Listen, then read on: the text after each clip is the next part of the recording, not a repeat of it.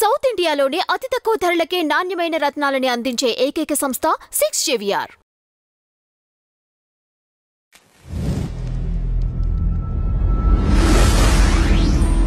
నమస్తే అండి, welcome to 3 media. మనతో social activist, family counsellor, political analyst Shri Krishna Kumar గారు ఉన్నారు. మేడం నమస్తే. నమస్తే మేడం, సోషల్ మీడియాలో దాదాపు 2 రోజుల నుంచి ఇదే విషయం వైరల్ అవుతోంది. నయనతార వర్సెస్ ధనుష్. అసలు వీళ్ళిద్దరిలో ఎవరిది తప్పు, ఏం జరిగిందంటారు?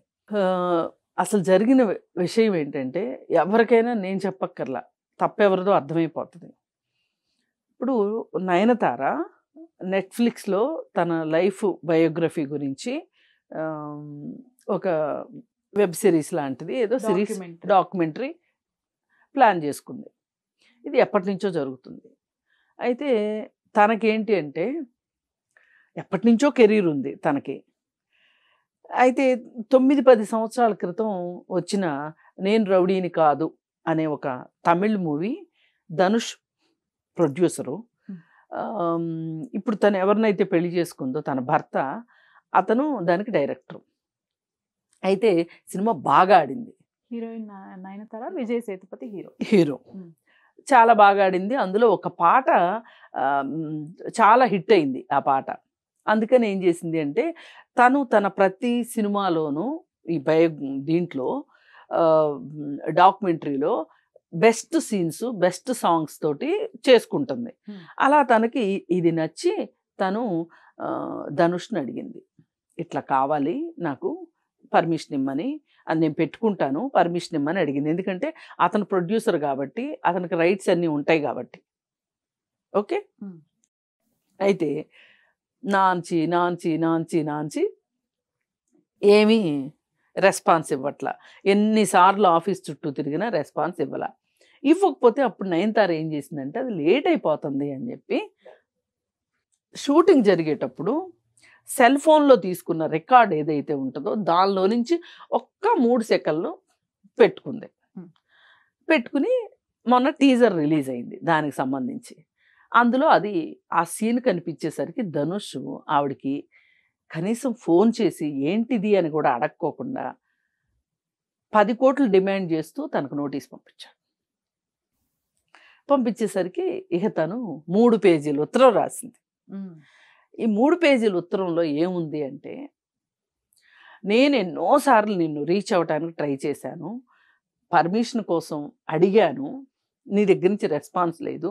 ఇంకా నేను చూసి చూసి చూసి డైరెక్ట్ ఫిల్మ్లోది కాకుండా సెల్ ఫోన్లో చిత్రీకరించిన దాన్ని పెట్టుకున్నాను. అయినప్పటికీ 10 సంవత్సరాల క్రితం రిలీజ్ అయిపోయిన సినిమా గురించి ఈరోజు మీరు ఇంతలాగా చేయడం ఏం బాగుంది? మీ ప్రొడక్షన్లో నేను పనిచేసినందుకు నాకు ఆ పర్మిషన్ ఇచ్చి ఉంటే బాగుండేది కదా. అది నా భర్త దానికి డైరెక్టరు, నేను యాక్టర్ని అని అడిగి ఒక రకంగా తను ఎన్ని రకాలుగా అడిగింది మొత్తం ఆ లెటర్లో రాసింది. రాసి పైగా తను ఏమందంటే, మీరంటే కస్తూరి రాజన్ కొడుకుగా, పైగా ఈ ఇండస్ట్రీలో మగవాళ్ళకు ఉన్న సౌకర్యం ఆడవాళ్ళకు ఉండదు. ఎన్నో ఇబ్బందులతోటి కెరీర్ని నిర్మించుకుని ఇండస్ట్రీలో నిలదొక్కుకోవటానికి ఆడవాళ్ళు ఎంత కష్టపడతారు. నేను కూడా అలాగే కష్టపడ్డాను. నేను అడిగింది ఏంటి, జస్ట్ చిన్న క్లిప్పింగ్ కదా నేను అడిగింది, అది ఇవ్వడానికి. అంటే ఇంత కష్టపడి పైకి వచ్చిన మా కష్టం నీకు కూడా అర్థం కాలేదా, అది ఇది అని చెప్పి ఆవిడ చాలా బాధగా, చాలా రకరకాలుగా, అసలు ఇలా చేస్తాడని నేను ఊహించలేదు, ధనుష్ నిజస్వరూపం ఇదే, మీరు మీ అభిమానుల ముందు మాట్లాడేది అంటే పబ్లిక్లో మాట్లాడేది ఒకటి, మీ మనసులో ఉన్నది ఒకట, మీరు అభిమానుల కోసం మాట్లాడేదానికి మీరు ఇలా ప్రవర్తించేదానికి ఇంత డిఫరెన్సా, అంటే పబ్లిక్కి ప్రైవేట్కి ఇంత డిస్టెన్స్ ఉందా, అది ఇది అని చెప్పి అమ్మాయి బాగా అసలు ఫుల్ బరస్ట్ అయిపోయి లెటర్ రాసింది. 3 పేజీల లెటర్ రాసి అది సోషల్ మీడియాలో పెట్టింది. పెట్టేసరికి ఏదైనా 3 సెకండ్ల కోసం 10 కోట్ల అని చెప్పి అమ్మాయి అసలు ఈ మాట ఏదో మేము అడిగినప్పుడు మాకు చెప్తే మేము ఇష్టమైతే పెట్టుకునేవాళ్ళం, లేకపోతే లేదు. మాకు కనీసం మేము అడిగినప్పుడు, అప్రోచ్ అయినప్పుడు మాకు సమాధానం చెప్పుకోకుండా ఇలా చేయటం ఏంటి, అది ఇది అని చెప్పి బాగా బాధగా. అయితే దీనికి చాలామంది నటీమణుల దగ్గర నుంచి నయనతారకి ఒక ఎంపతి లభించింది. వాళ్ళు కూడా సహానుభూతి ఫీల్ అయ్యారు. ఇలా చేయడం కరెక్ట్ కాదు కదా, ధనుష్ అసలు ఇలా ఎలా చేశాడు అంటే ధనుష్కి ఇంత యుగో ఉందా, ఇది కూడా ప్రశ్నించింది నయనతార. ఇంత యుగో అవసరమా మనిషికి, మేము అడిగితే కూడా అది ఇది అని చెప్పాను. వీళ్ళు కూడా అదే దాదాపు ధనుష్ నిజస్వరూపం ఇదా అని చెప్పి అందరూ మాట్లాడారు, అందరూ వచ్చారు. జస్ట్ 3 రోజుల క్రితం అనుకుంటా నేను ఈ టాపిక్ మాట్లాడాను వేరే చోట. మాట్లాడినప్పుడు ఎవరు పాపం తనకి ఇంకా సపోర్ట్గా రాలా. ఆ రోజు కూడా నేను ఇదే చెప్పాను, ఇది 100% ధనుష్దే తప్పు. ఎందుకు ధనుష్దే తప్పు అంటే, మన ప్రొడక్షన్లో పనిచేసినప్పుడు మనం ఈ విధంగా ఇస్తే ఒక రకంగా నువ్వు ఒక ప్రొడ్యూసర్గా అక్కడ ఎక్స్పోజ్ అవుతావు. ఆ డాక్యుమెంటరీలో ఇతను ఆమె ప్రొడ్యూసర్గా ఇతని పేరు కూడా వస్తుంది కదా. అలా నా ప్రొడక్షన్లో చేసిన ఒక హీరోయిన్కి నెట్ఫ్లిక్స్లో తన డాక్యుమెంటరీ వచ్చేంత ఘనత దక్కింది అంటే అంత కీర్తి వచ్చింది అంటే ఒక రకంగా నీకు కూడా వచ్చినట్టే కదా ఎంతో కొంత. ఇప్పుడు ఒక పిల్లవాడు బాగా సాధించాడు అనుకోండి, ఆ పిల్లవాడి తల్లిదండ్రుల్ని, ఉపాధ్యాయుల్ని వాళ్ళు కూడా పొగుడుతారు కదా, అంటే ఆటోమేటిక్గా వాళ్ళకి కూడా కీర్తి వచ్చేసినట్టే కదా. మరి ఇంత చిన్న లాజిక్ ధనుష్ ఎందుకు మిస్ అయ్యాడు అంటే, ధనుష్ అలాగే మిస్ అవుతాడు. ఎందుకంటే ధనుష్ మనస్తత్వం అది కాబట్టి. అతని జీవితం మొదటి నుంచి గనక చూసుకుంటే అతనికి తాను సాధించాలనుకునేది కనిపిస్తుంది తప్పితే, ఆ సాధించడానికి ఎన్ని అడ్డదారులు దొక్కుతున్నాను అనేది ఏ రోజు ధనుష్ ఆలోచించడు. ఒక హీరోగా ధనుష్ సినిమాల్లో ఒక హీరోయిజం ప్రదర్శించే విషయానికి కావచ్చు, హీరోకి ఉన్న ఉదాత్తమైన లక్షణాలు కావచ్చు, అతనికి నిజ జీవితంలో లేవు అనేది మనకు అర్థమవుతుంది. ఇప్పుడు ఆల్ ఆఫ్ ఎ సడన్ కొన్ని సంవత్సరాల క్రితం మేమే ధనుష్ తల్లిదండ్రులు అని ఒకళ్ళు వచ్చారు. వస్తే ఆ కేసులో ఏ రకంగా చూసినా వాళ్ళు చెప్పింది కరెక్ట్ అనిపిస్తుంది. ఎందుకంటే ఇతను ఇంట్లో నుంచి పారిపోయి వచ్చినప్పుడు అంతకుముందు స్కూల్కి వెళ్ళిన స్కూల్ రికార్డ్స్ దగ్గర నుంచి అన్ని పోలికల దగ్గర నుంచి ఆ తండ్రిలానే ఉన్నాడు కొడుకు. ఇవన్నీ చూస్తే వాళ్ళ అబ్బాయే అనిపించేలా ఉన్నాడు. కానీ ఇతను కాదు అంటాడు. సరే కోర్టు ఏం చేసిందంటే, కోర్టు కూడా ఎంతో కొంత నమ్మింది, వాళ్ళ పేరెంట్స్ చెప్పింది నమ్మింది. నమ్మి ఏమన్నదంటే, మీరు DNA టెస్ట్కి వెళ్ళండి అని చెప్పి ఇద్దరికి చెప్పారు. ఇద్దరికి చెప్తే వాళ్ళు రెడీ అయిపోయారు DNA టెస్ట్కి, ఎందుకంటే వాళ్ళకి నిజమేంటో తెలుసు కాబట్టి. కానీ ధనుష్ రెడీ కాలా. ధనుష్ రెడీ అవ్వలా. ఎందుకంటే ధనుష్కు తెలుసు నేను వాళ్ళ అబ్బాయిని అని. ఎందుకంటే అతను ఇంట్లో నుంచి పారిపోయి వచ్చేటప్పుడు సినిమా మీద ఇష్టంతో చాలామంది పారిపోయారు ప్రపంచంలో. సినిమా మీద ఇష్టంతో ఇళ్ళు వదిలి వెళ్ళిపోయిన వాళ్ళు ఎంతమందో, మళ్ళీ సక్సెస్ అయ్యే తల్లిదండ్రుల దగ్గరికి వెళ్ళేవాళ్ళు కొంతమంది, సక్సెస్ అవ్వలేక మధ్యలోనే ఈ బాధలు భరించలేక ఇంటికి వెళ్ళిపోయి మళ్ళీ ఇంట్లో వాళ్ళని కలిసేవాళ్ళు కొంతమంది, ఇలా రకరకాలుగా ఉంటారు. అయితే ఇతను మట్టుకు సక్సెస్ అయిన తర్వాత కస్తూరి రాజన్ దగ్గర ఇతనికి ఆశ్రయం దొరికిన తర్వాత కస్తూరి రాజన్కు కూడా అబద్ధం చెప్పాడు. ఇతను నాకు తల్లిదండ్రులు లేరని చెప్పాడు.